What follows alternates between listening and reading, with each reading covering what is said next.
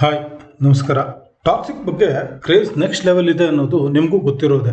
ಅದು ಯಾವ ಲೆವೆಲ್ಗಿದೆ ಅನ್ನೋದನ್ನ ಥಿಯೇಟರ್ಲೇ ನೋಡೋಣ ಅಂತ ಇವತ್ತು ಬೆಳಗ್ಗೆ 7:30 ಶೋಗೆ ಹೋಗಿ ನೋಡಿದ್ದಾಯ್ತು. ಥಿಯೇಟರ್ ಫುಲ್ ಆಗಿತ್ತು. ಫಸ್ಟ್ ಬೆಳಗ್ಗೆನೆ ಅಷ್ಟು ಜನ ಬಂದಿರೋದನ್ನ ನೋಡಿ ಈ ಮೂವಿ ಹಿಟ್ ಆಗೋದ್ರಲ್ಲಂತೂ ಯಾವ ಡೌಟು ಇಲ್ಲ ಅಂತ ಕನ್ಫರ್ಮ್ ಆಗಿ ಹೇಳ್ಬೋದು. ಬಟ್ ಈ ತರ ಹಿಟ್ ಮೂವಿಗಳಿಗೆ ಹೋಗೋದು ಈಗೀಗ ಒಂಥರ ಟಾರ್ಚರ್ ಅನ್ನೋ ರೀತಿ ಫೀಲ್ ಆಗುತ್ತೆ. ಯಾಕಂದ್ರೆ 700, 800 ಕೊಟ್ಟು ಥಿಯೇಟರ್ಗೆ ಹೋದ್ರೆ ಅಲ್ಲಿ ಮೊದಲು 10-15 ನಿಮಿಷ ಲೇಟ್ ಆಗಿ ಬಂದು ಮೊಬೈಲ್ ಟಾರ್ಚ್ ಆನ್ ಮಾಡ್ಕೊಂಡು ಸೀಟ್ ಹುಡ್ಕೋರನ್ನೇ ನೋಡ್ಬೇಕು. ಈಗೀಗ ಒಂದಿಷ್ಟು ವರ್ಷದಿಂದ ಮತ್ತೊಂದು ತಲೆನೋವು. ಮೂವಿ ಸ್ಟಾರ್ಟ್ ಆದಾಗಿಂದ ಒಂದು 10-15-20 ನಿಮಿಷ ಆ ಮೂವಿ ಟೈಟಲ್ ಬರೋವರೆಗೂ ಮೊಬೈಲ್ ಆನ್ ಮಾಡಿಕೊಂಡು ರೆಕಾರ್ಡ್ ಮಾಡ್ತಾ ಇರ್ತಾರೆ. ಅದು ನಮ್ಮಂತವ್ರಿಗೆ ತುಂಬಾ ಡಿಸ್ಟ್ರಾಕ್ಟ್ ಮಾಡೋದಂತೂ ಹೌದು. ಒಂಥರ ಮೂವಿ ಸ್ಕ್ರೀನ್ ನೋಡೋ ಬದಲು ಇವರು ಮೊಬೈಲನ್ನೇ ನೋಡ್ಕೊಂಡು ಕೂತ್ಕೊಳ್ಳೋ ತರ ಆಗುತ್ತೆ. ಎಲ್ಲರೂ ಅದನ್ನ ಮಾಡ್ತಾ ಇದ್ರೆ ಯಾರಿಗೆ ಅಂತ ಹೇಳೋದು? ಥಿಯೇಟರ್ ಅವರು ಖಂಡಿತ ಇದ್ರ ಬಗ್ಗೆ ಸ್ವಲ್ಪ ಗಮನ ಹರಿಸಿದ್ರೆ ಥಿಯೇಟರ್ ಅಲ್ಲಿ ಮೂವಿ ನೋಡೋಕೆ ಹೋಗೋರ ಎಕ್ಸ್ಪೀರಿಯನ್ಸ್ ಸ್ವಲ್ಪ ಬೆಟರ್ ಆಗುತ್ತೆ ಅನ್ನೋದು ನನ್ನ ಒಪಿನಿಯನ್.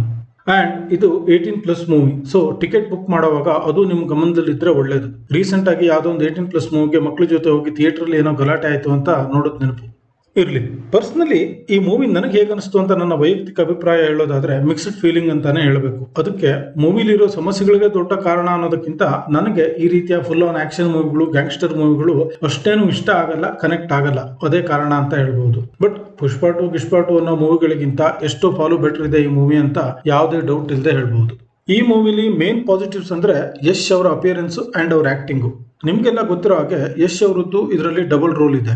ಎರಡು ರೋಲ್ ಅಲ್ಲಿ ತುಂಬಾ ಡಿಫ್ರೆಂಟ್ ಆಗಿ ಕಾಣಿಸ್ತಾರೆ. ಮ್ಯಾನರಿಸಮ್ಸ್ ಕೂಡ ಡಿಫ್ರೆಂಟ್ ಆಗಿನೇ ಇದೆ. ಆಕ್ಟಿಂಗ್ ಕೂಡ ಅಷ್ಟೇ ಚೆನ್ನಾಗಿದೆ.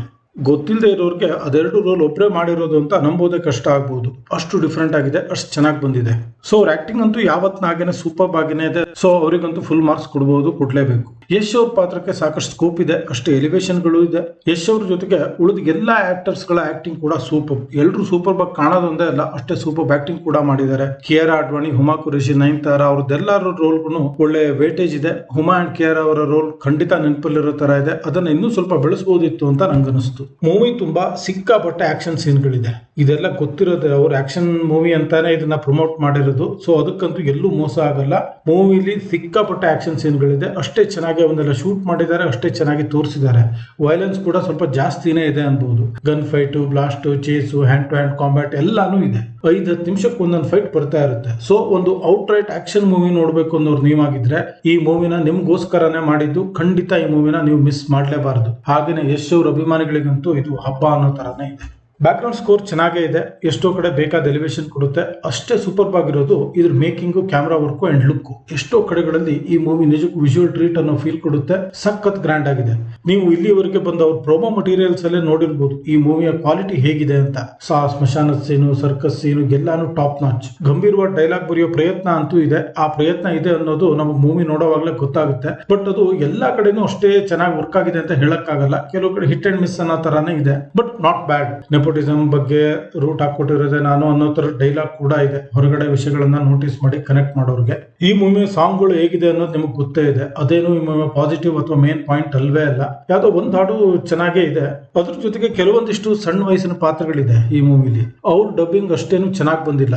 ನಾನ್ ನೋಡಿದ್ದು ಕನ್ನಡ ವರ್ಷನ್, ಬಟ್ ಇದರಲ್ಲೂ ಇಂಗ್ಲಿಷ್ ಬಳಕೆ ತುಂಬಾನೇ ಇದೆ. ಅರ್ಧ ಕನ್ನಡ ಅರ್ಧ ಇಂಗ್ಲಿಷ್ ಅಂತಾನೆ ಹೇಳ್ಬೋದು. ಎಷ್ಟೋ ಕಡೆ ಆ ಇಂಗ್ಲಿಷ್ ಡೈಲಾಗ್ಗಳು ಅಷ್ಟೇ ನ್ಯಾಚುರಲ್ ಆಗಿ ಅನ್ಸಲ್ಲ.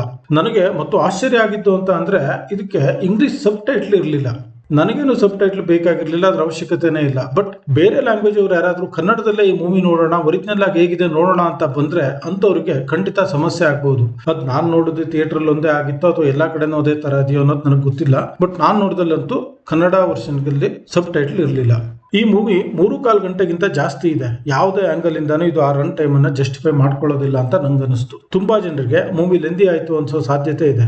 ಮೊದಲು 1 ಗಂಟೆ ಮೂವಿಲಿ ಒಂದಾದ್ಮೇಲೆ ಒಂದರಾಗಿ ಏನೇನೋ ನಡೆಯುತ್ತೆ. ಸಖತ್ ಫಾಸ್ಟ್ ಫಾರ್ವರ್ಡ್ ಮೋಡಲ್ ನಡೆದಂಗೆ ನಡೆಯುತ್ತೆ. ಅವೆಲ್ಲ ಅಷ್ಟು ಫಾಸ್ಟ್ ಆಗಿ ನಡೆಯೋದಕ್ಕೇನೆ ಅವೆಲ್ಲ ಅಷ್ಟೇನು ಕನೆಕ್ಟ್ ಆಗ್ಲಿಲ್ಲ. ಅಲ್ಲೇ ಕನೆಕ್ಟ್ ಆಗದೆ ಇರೋದಕ್ಕೆ ಅಲ್ಲಿ ಎಂಡ್ ಆಮೇಲೆ ಬರೋ ಫೈಟ್ ಅಥವಾ ಬೇರೆ ಎಮೋಷನಲ್ ಸೀನ್ಗಳು ಅಷ್ಟೇನು ಟಚ್ ಆಗಲ್ಲ.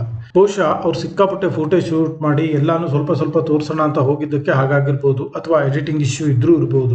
ಆಮೇಲೆ ಎಷ್ಟೋ ಕ್ಯಾರೆಕ್ಟರ್ಗಳು ಅಬ್ರಪ್ಟ್ ಆಗಿ ಒಂದೇ ಸಲ ಸಡನ್ ಆಗಿ ಎಂಡ್ ಆಗ್ಬಿಡುತ್ತೆ. ಅದು ಕೂಡ ಅಷ್ಟು ಕನ್ವಿನ್ಸಿಂಗ್ ಅನ್ಸಲ್ಲ, ಆ ರೀತಿ ಫೀಲ್ ಕೊಡಲ್ಲ. ಇಂಥದ್ದೇ ಒಂದಿಷ್ಟು ರೀಸನ್ಗೆ ಎಲ್ಲಾ ಚೆನ್ನಾಗಿದ್ರು, ಸಪರೇಟ್ ಸೀನ್ಗಳಾಗಿ ಟೆಕ್ನಿಕಲಿ ಏನೇ ಸಮಸ್ಯೆ ಇಲ್ಲದೆ ತುಂಬಾ ಚೆನ್ನಾಗೇ ಇದ್ರು ಕೂಡ ಓವರ್ ಆಲ್ ಆಗಿ ಮೂವಿ ಬಗ್ಗೆ ಹೇಳೋದಾದ್ರೆ ಡೆಪ್ತ್ ಇಲ್ಲ ಮೂವಿಲಿ ಅನ್ನೋ ಫೀಲ್ ಕೊಡುತ್ತೆ. ಅದೇ ಕಾರಣಕ್ಕೆ ಖಡಾಖಂಡಿತವಾಗಿ ಅದ್ಭುತವಾದ ಸಿನಿಮಾ ಎಲ್ಲರೂ ಹೋಗಿ ನೋಡಿ ಮಿಸ್ಸೇ ಮಾಡಬೇಡಿ ಅಂತ ಹೇಳೋಕೆ ಸ್ವಲ್ಪ ಯೋಚಿಸೋ ತರ ಮಾಡುತ್ತೆ. ಸೊ ತುಂಬಾ ಎಕ್ಸ್ಪೆಕ್ಟೇಷನ್ ಇಟ್ಕೊಂಡು ಹೋದ್ರೆ ಆ ಲೆವೆಲ್ಗೆ ರೀಚ್ ಆಗದೆ ಇರಬಹುದು, ಸ್ವಲ್ಪ ನಿರಾಸೆ ಆಗ್ಬಹುದು. ಬಟ್ ವಿಜುವಲಿ ಸಖತ್ ಆಗಿರೋ, ಬೇರೆ ಟೆಕ್ನಿಕಲ್ ಎಲ್ಲ ಬ್ರಿಲಿಯಂಟ್ ಆಗಿರೋ ಯಶ್ ಅವರು ಮತ್ತು ಎಲ್ಲ ಆಕ್ಟರ್ಗಳು ತುಂಬಾ ಚೆನ್ನಾಗಿ ಆಕ್ಟ್ ಮಾಡಿರೋ, ತುಂಬಾ ಗ್ರ್ಯಾಂಡ್ ಆಗಿರೋ ಒಂದು ಮೂವಿನ ನೋಡ್ಬೇಕು ಅಂತ ಇದ್ರೆ ಖಂಡಿತ ನೀವು ಈ ಮೂವಿನ ನೋಡ್ಬೋದು. ನೀವು ಈಗಾಗಲೇ ಮೂವಿ ನೋಡಿದ್ರೆ ನಿಮ್ಗೆ ಏನು ಅನಿಸ್ತು ಅನ್ನೋದನ್ನ ಕಮೆಂಟ್ ಅಲ್ಲಿ ಹೇಳಿ. ಇನ್ನು ನೋಡಿಲ್ಲ ಅಂತಂದ್ರೆ ನೀವು ಯಾವಾಗ ಈ ಮೂವಿನ ನೋಡ್ಬೇಕು ಅನ್ಕೊಂಡಿದ್ರಿ ಅನ್ನೋದನ್ನ ಹೇಳಿ. Thank you.